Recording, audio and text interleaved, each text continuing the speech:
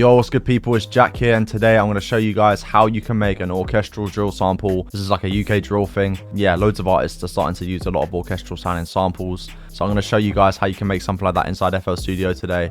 I'm going to be using a bunch of crazy contact libraries that you definitely need to check out. So yeah, let's get straight into the video. Basically, you need to set your tempo to like 140 something, between 140 and 145, I would say. You know, a couple of good scales would be C minor, A sharp minor, and F minor. Those are good drill scales, depending on what vibe you're going for. But this is going to be like a really dark orchestral sample. So I started off with C sharp minor. The first thing we have is some strings. We use session strings too. We're using the orchestral sound here. And in terms of the effects, we put on a Valhalla vintage verb. Actually, quite a lot of reverb, over 50%, which is way more than I would normally use. It's going to be pretty ambient. It's something that's just going to sit in the background. As you can see, the volume is way down as well. J37 delay.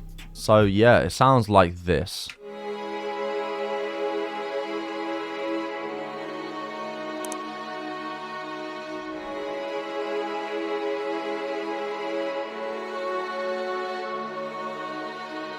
The chords we're using are basically just triad chords. I always start from a triad chord when I'm building progressions. So as you can see here, we've got a C sharp minor triad chord here. Take your root note, which is C sharp, skip a note, skip a note. That's how you get a triad chord right there. But yeah, these bass notes are essentially just copying these notes here. It's just to give the chord a bit more presence, you know.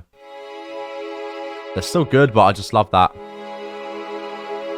Just sounds way more full, you know. So, and then we copied the same chord over from the first one here, and then this is looking like an F sharp minor chord here. So it's a very simple chord progression. Next up, we've got something else that's pretty cool. We're using the Balkan Ethnic Orchestra bank in Contact, and the preset is called Gypsy Romantic Violin, and we've put on it a supermassive synth ensemble.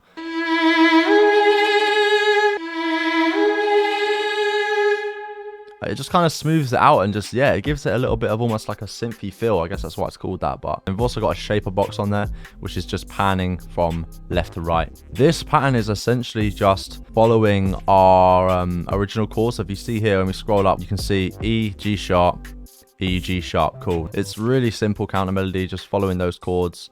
It gets a little bit more complicated here, but it is still following the chords. I mean, this one here is literally this chord just strummed out. That's why it's so important to get the chords right, because you can use those chords to build so much more.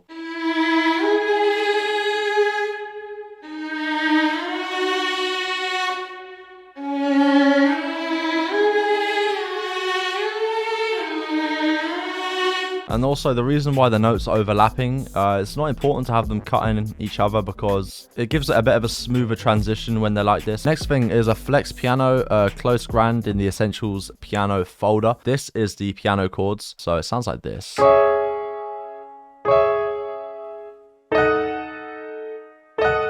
Really dark sounding.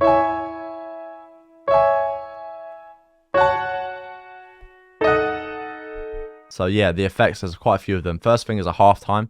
I always use 1 bar and 2 time mode.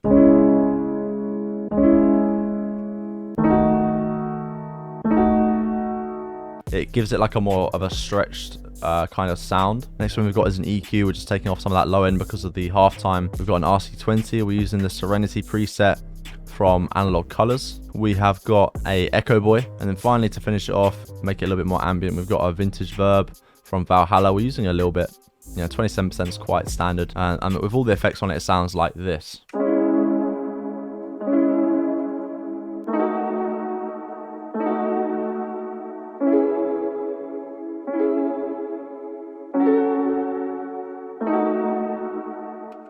I feel like the RC20 really brought that to life with the wobble. It really just makes it sound so much nicer to me. We've got another Contact, and it's another Balkan Ethnic Orchestra preset as well. This one's called Quartet Legato, which is basically a choir. Yeah, this one's pretty subtle. It's not really doing too much. We've just got a shaper box on it, which is basically giving it like a sidechain kind of volume. And we've got it on about a 70% mix, just so it's not completely cutthroat, but it's still very strong of a sidechain. And it sounds like this.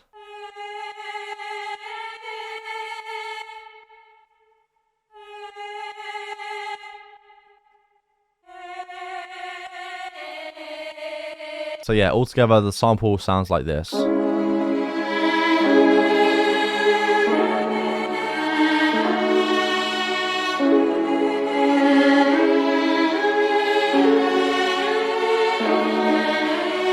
Very nice sample, if I do say so myself. What I did was I exported out this, and it gave me this. And we did a few tweaks. We changed the key, we pitched it down 2 semitones, and then to make it into a beat, what I did was put it into a fruity slicer. I essentially just wanted certain parts, so I did, you know, instead of it just going all the way up like this, we've taken out certain parts and put in lower bits. We have pitched it up 700, increased the attack and the decay a little bit just so you don't get any clicks. So that is essentially the sample flipped, I guess. Yeah, without any drums or anything, it sounds like this.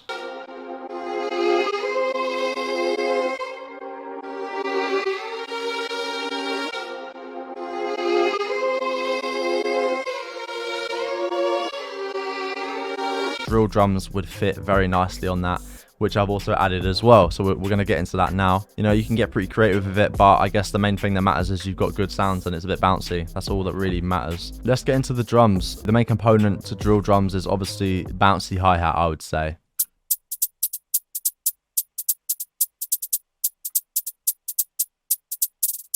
So that's the pattern I've gone with there. You really got to watch these velocities. That's how you really achieve the bounce. Just make sure the velocities are going up and down. They're not just staying the same. You know, you want it to have a lot of movement, and that's how you achieve that. This is from Analog Colors. It sounds fire. Maybe a little bit loud. There we go. We've got a kick, and with the kick, you really want to make sure these velocities are hitting the roof, just so you get it as punchy as possible. Then we've got some really nice perks, which are from Analog Colors. This one is a really nice one for drill. And also that's a really cool drum roll. All together, the drums and the melody, we'll play that together, sound like this.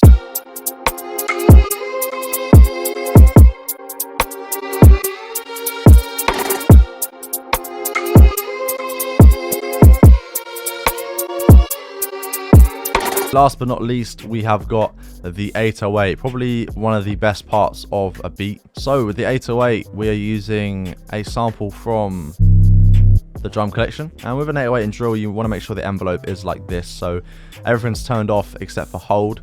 So you have, you know, instant attack, hold as long as you want, and then it will drop off instantly. There's no release or anything. So put in some slides here and there. Don't go overboard with it. That's a very easy thing to do with drill. This is kind of like a little staggered note here, which I really like the sound of. So altogether, the beat sounds like this.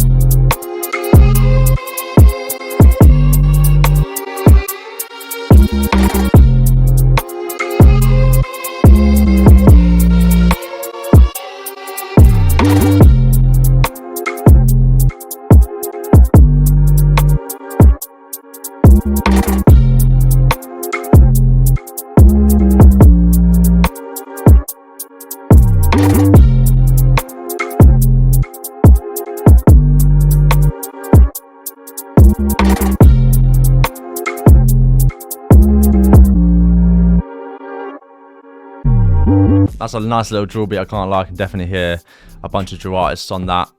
One thing I just want to add as well, I love the way that the violin and the vocal just go together so well. You almost can't even tell the difference between the two. They sound so similar, but they just work together really well. So that's a super easy orchestral drill sample right there. Make sure you check out Contact, because honestly, the stuff they have in there is just unrivaled by any other VST, to be honest with you. I hope you guys enjoyed the video. If you did, be sure to leave a like and subscribe to this channel if you're not already. Follow me on the gram at ProdbyJack. Make sure you check out Analog Colors, my new sound library. It just came out a few days ago. Check it out, link in the description. Yeah, also let me know down in the comments what videos you want me to do next. I'll see you in the next one. Peace.